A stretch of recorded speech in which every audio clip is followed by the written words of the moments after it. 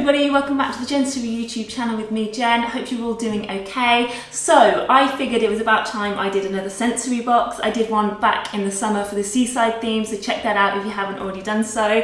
But this one is a really nice Christmassy one to finish off our year.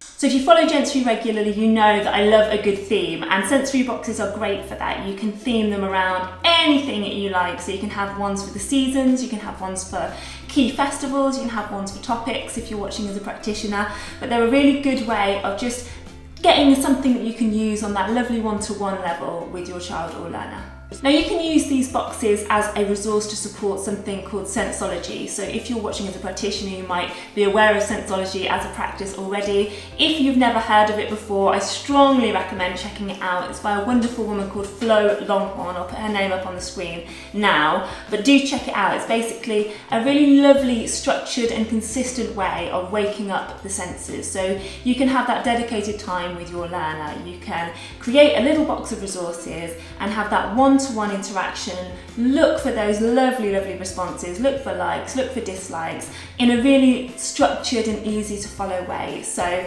you've got that thing that you want to look at to promote vision, you've got that thing that you want to use for an auditory stimulus, you've got that thing that you want to use for touch, but actually you're going through it in a key way, in a key method. So actually that child or learner is going to get that opportunity to experience things in a set routine. So that's going to actually help to promote that sense of predictability, which is actually a really important skill for our learners in terms of both emotional regulation, in terms of understanding time, in terms of having a little bit of control over their day, and actually knowing what to expect. So yeah, check out Sensology, because this can be used as a beautiful, easy to just get out resource to support a sensology session as well. I'm hoping you're sitting there watching going, what's in the box, Jen? So I'm going to open it now and just show you all the things that I've put in this little Christmassy box of wonder. Now, as I've mentioned, you can use this as a sensology resource to just get out and have a dedicated sensology session. So you can put on key different tracks. So you can put on a track that you would then associate with looking and get your looking stimulus out and do it that way. Or you can just use this as a little box to get out, to have a little feel, have a little play with. Because actually sometimes children, particularly like if you're watching as a parent of a baby or a toddler, they might be so fascinated by all of the wonderful things that are around at Christmas time. And actually if you spend a lot of time trying to wrestle tinsel or baubles off them and sort of say, oh, don't touch that, then actually having a dedicated box that you can get out that's all theirs, that they can just explore and look at and feel and touch and taste, that is all theirs, is a really nice way of creating a bit of boundary and a bit of kind of routine and expectation, but equally having something that they have a bit of ownership over. So yeah, you can use it with lots and lots of different kinds of learners to promote different skills. So yeah, that's a good way of using it too.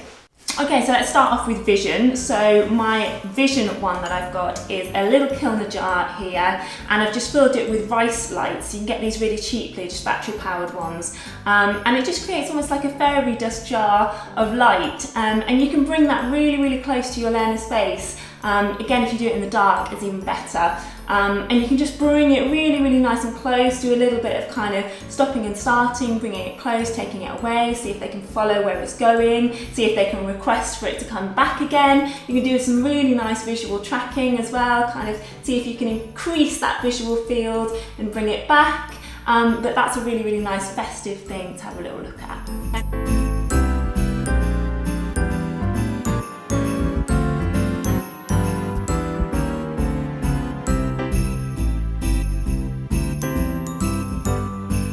So moving on to the auditory sense, I've got these lovely little bells. Now I bought these a few years ago in Waitrose. I think they were about £5 for 3 or 4 little bells, and they make a really great sound. And they're just meant to be put on your tree, but I just love them. So if you've got any like jingle bells at home, that's a really lovely Christmassy sound for your learner. Now the great thing about focusing on the auditory sense is that it's that controlled noise. Now whilst these aren't a particularly loud sound, the world is a noisy place. And actually, if you're working with learners who maybe have a startle response when they hear certain noises or don't like the suddenness of something suddenly starting, dedicating time to that auditory play where they can see where the sound's coming from. You can shake it right up close to them and stop, and close to them and stop. They're pairing all of those senses together, so they're looking at it, they can hold it, they can shake it with you, so they're getting that really, really early understanding of cause and effect. And actually what they'll do is then build up that resilience to auditory stimuli, because we can't shelter learners from sounds. We can't predict every sound that's going to happen. You know, people sneeze, sometimes people bang on the door too loudly. There are unexpected sounds, and actually it's down to us as practitioners and parents to give them,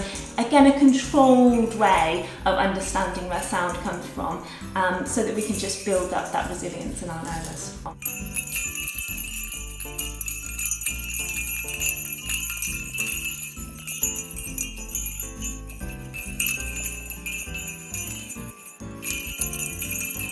So from there, moving on to smell, I've got a little jar here and it's just filled with cinnamon. Now you can use allspice or nutmeg or anything like that as well, but the olfactory sense, so your sense of smell, is a really, really evocative sense. So using this consistently, you're essentially creating like a memory of Christmas, really, because they're going to associate that with Christmas after a while. But it is directly linked to the part of your brain that is responsible for memory. It's a really, really evocative sense for that reason. So yeah, use a really lovely Christmassy scent and then use it for years to come, and actually you're building up memory skills there, I think, as well.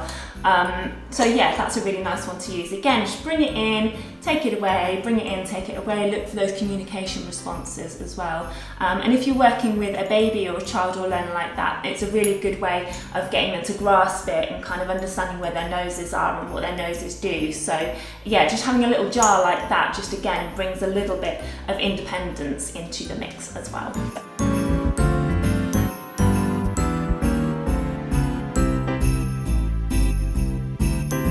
Moving on to taste from there. Now I always do taste after smell because those senses are so interlinked, it seems like a natural progression. But I've got a little jar here of mincemeat. Now this is homemade mincemeat, so it's quite chunky, but if you buy the store-bought stuff, you can get it that's not quite so chunky. So if you've got learners that would struggle to maybe sort of chew mincemeat, you can just almost put it as a glaze onto their lips. Particularly as well if you're working with babies that aren't ready for kind of solid food yet, just a little kind of glaze of mincemeat that they can kind of taste just by licking their lips is enough sometimes. And obviously mincemeat is a really, really Christmassy, festive taste, so they're getting all of those lovely Christmas kind of warm feelings from it as well. So yeah, and actually if you've got children that are nil by mouth, that's another scent that you can use. So you can use that in tandem with the cinnamon, so maybe put them either side of it, and again encourage them to kind of move their head towards each scent. See if they like one more than the other. Look for those little cheeky smiles that they can sometimes give you when they're smelling something that's really nice.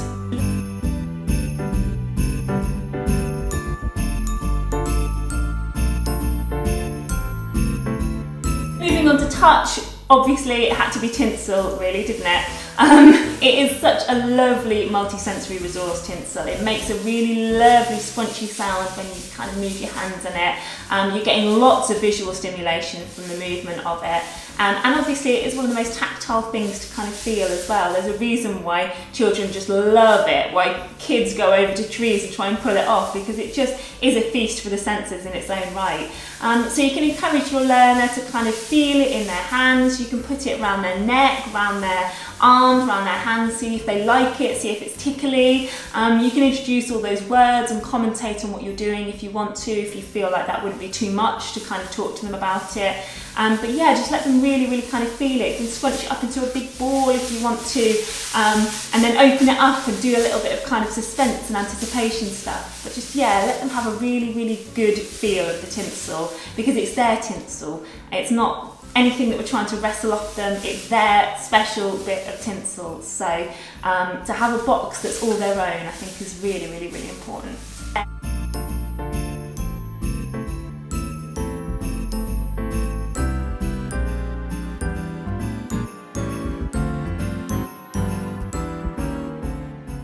Now, I'm not neglecting the other sensors. I have actually put a ribbon reel in here as well. Now, I love using ribbon and beads. I use them in quite a lot of my videos and activities. But the great thing about this is A, it's Christmassy because it's nice and festive, but what you can do is just wrap it around wrists and wrap it around hands.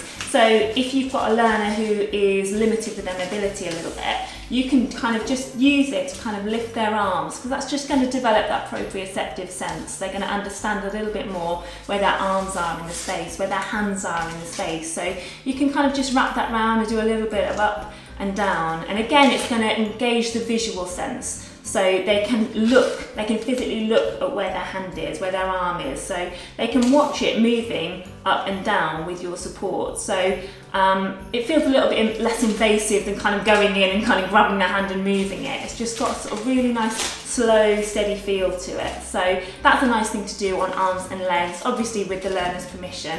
But yeah, that's a really nice kind of sensation. And the great thing with this is that you can actually just envelop, so you can wrap hands in it and just give it a little tug, because again, that's going to give a really sort of deep compression feeling, and a lot of learners really do like compression. It kind of is quite a regulating thing. It's the reason why weighted blankets and things work. So yeah, just wrap it around hands and wrists and something, just give it a little bit of a tug just to give them that kind of feeling.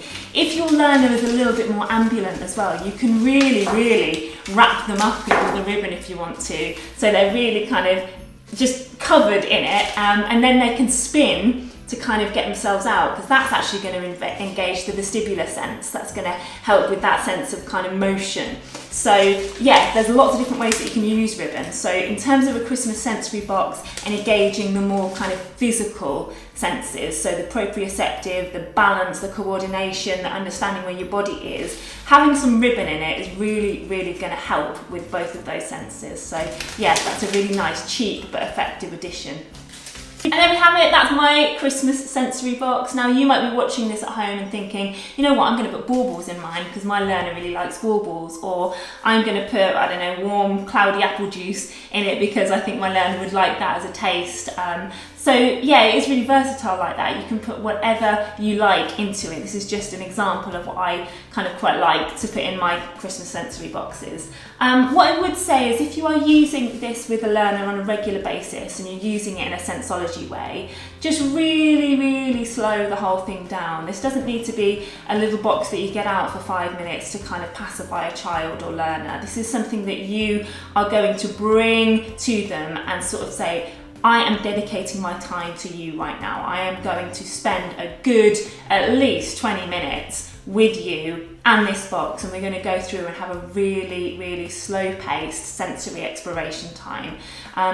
That's all theirs as well. It's their box. It kind of has that weight to it. It kind of has that real sort of special awe and wonder nature to it. You know, you can kind of close the box and kind of go, oh, should we go and wake up our senses? Yeah, let's wake up our senses and open it. And introduce each sense. That is definitely one of the things that you do in sensology if you're following it from a structured perspective, is to kind of say, it's time to wake up our eyes for looking, or I see with my eyes, let's look with our eyes, it's time to look with our eyes now. So you can kind of get your jar and go, are we ready? Let's wake up our eyes for looking. Because it's just going to kind of almost create a script, almost create a narrative for your learner to kind of follow, and help them understand what all of their senses are for. So yeah, if you're doing it in that kind of way, then just try and keep it as consistent as possible, because that's just going to help with all kinds of regulatory skills for your learner.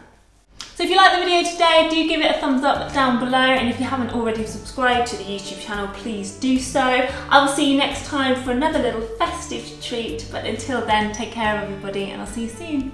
Bye!